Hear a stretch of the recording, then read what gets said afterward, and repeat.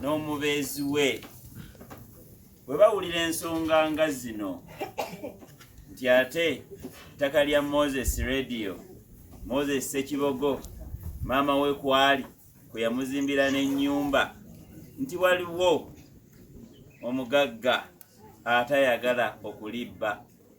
Takomye okwo, najja n'amulumba n'okumukuba obukubi. Ogwo musango, amulumbye n'amukuba, atayagala okumubbako ettaka. Ne tubuuza gavumenti eri ludda wa? Obwenkanya buli ludda wa? Tusaba nabo obuyinza muveeyo, abantu nga bano tubalwanirire. Eyandibadde amulwanirira mutabani we taliiwo, yafa. Kati gavumenti enerwanirira baani? Tetugenda muwa omukisa nga tusaba Katonda, naye nga tusaba ne gavumenti eveeyo tugirabe ngezze wano egonjodde ebintu bino. Kusinga oli lwanajja ate ntuula nti yamusse. Bwe tuula nti yamusse, olwo gavumenti eveeyo eyogere ki? N'ekyo tusaba Katonda nga tukusabira mami. Katonda yaba akulwanirira, Katonda yaba akuwa obukuumi, Katonda yaba akuwangulira byonna, ofune obwenkanya n'obwannannyini ku ttaka lino, era ofune emirembe. Omukama oyo nga waali, Omukama nga akukuumye, Omukama nga akulwaniridde, ofuuke omuwanguzi. Tukome wano tujaguze nga batugambye eby'ettaka byagonjoddwa. Mukama akuwa omukisa mu nnya lya Paati n'erya Mwana n'erya Mwoyo Omutuukirivu.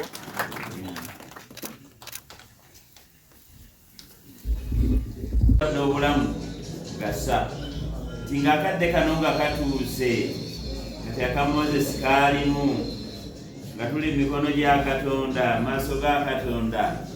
Atwanirize, atuwe empeera, atwebaze bye tukoze eby'omugaso mu bulamu bw'oku nsi bw'atuwadde. Tusaba ffenna nga tuli wano nti era oli mulamu enkya ogenda, era oli mulamu enkya oli mulwadde. Akadde konna kabeere ak'omugaso, akadde konna lekanga kweterebukamu. Byonna bijja mu bulamu tubeerewo ku lwa Katonda ne mu kufa. Kati ate olwo ffe abalamu tukole tutya? Ffe abalamu lekanga kwekubagiza, ffe abalamu ddamu amaanyi, situka oyongere bulijjo okuweereza Katonda, kubanga by'olina Katonda yabikuwa. Moses bye yalina Katonda yabimuwa, emikwano ye yagimuwa. Ensonga lwaki kati twebaza bwebaza kati myaka 5 nga Moses atugenzeeko, naye tukyajja mu bungi kubanga Katonda yamulungamu ebirungi ate naye n'abituwa. N'olwekyo naawe ebirungi Katonda byakulungamu, abalala babigabaneko, obeere ow'omugaso mu balala. Akadde nga kano nawe tukujjukire oba banzijjukire kubanga obadde wa mugaso, kyobulamu obadde bwa mugaso. N'olwekyo ffenna tugase, ffenna tugase.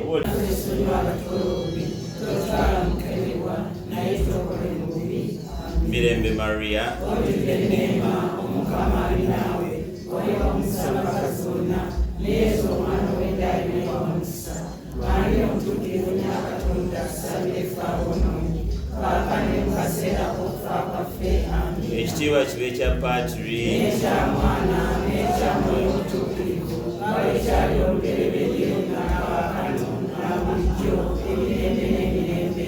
Amiina. Ayi Mukama w'ekimuli ekitaggwaawo, n'ekyambalo eky'olubeerera kimwakire ategekere emirembe. Amiina. Ayi Mukama w'ekimuli ekitaggwaawo, n'ekyambalo eky'olubeerera kimwakire ategekere emirembe. Amiina. Ayi Mukama w'ekimuli ekitaggwaawo, n'ekyambalo eky'olubeerera kimwakire ategekere emirembe. Amiina. omuli gwa Mozey Omukama akwatwesaako ekyomuli eky'emirembe. Amiina. Bulijjo tumanye nti Katonda ye Alpha ne Omega, Katonda ge masooka era y'enkomerero. Katonda ye nannyini bulamu. Mu nsawo y'entono era nja kubasaba temuva wano nga temulidde ku kyamisana kya mami kye yabategekedde, ate era temuva wano faaza agenda kutukulembera mu mpola mpola.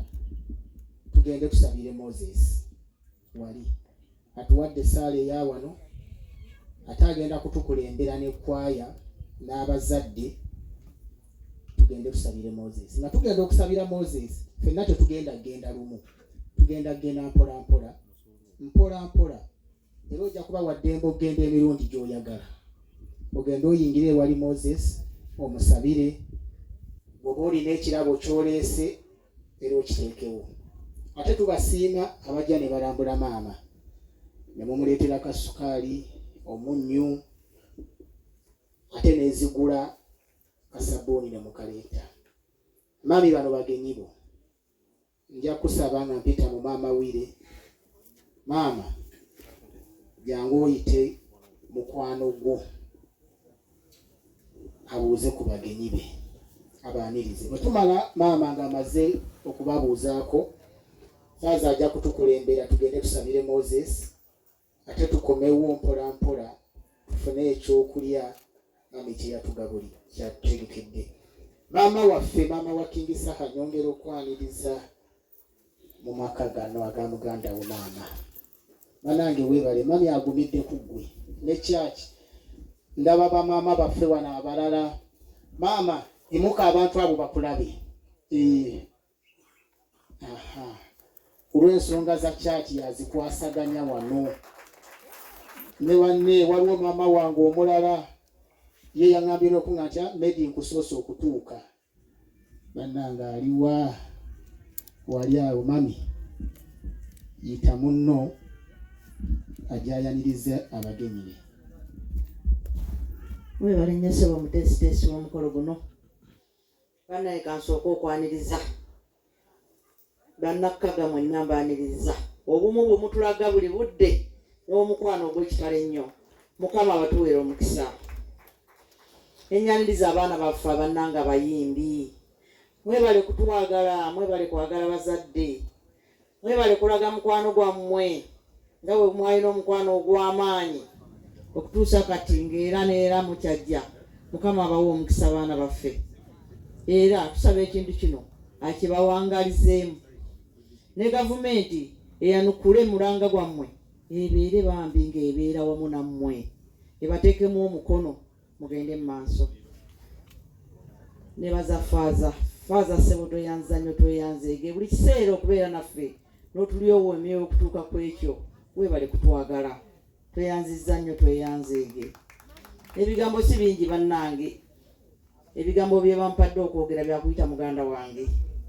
Kampite muganda wange maama Mozey, situkojja obuze ku bantu bo abagenyi bo bonna abali mu kifo kino. Tusiima nnyo bannaffe, tusiimira ddala. Mwebale nnyo, mwebalire ddala. Era tulina essuubi lingi mujja tulwanirirako kwoyo mu kibba ttaka atuli bubi nnyo atweraliikiriza watuukira okuba omuntu wabeerawo obulabe obw'ekitalo. Naye kye tumanyi we muli baana baffe mujja kuba mugolokoka.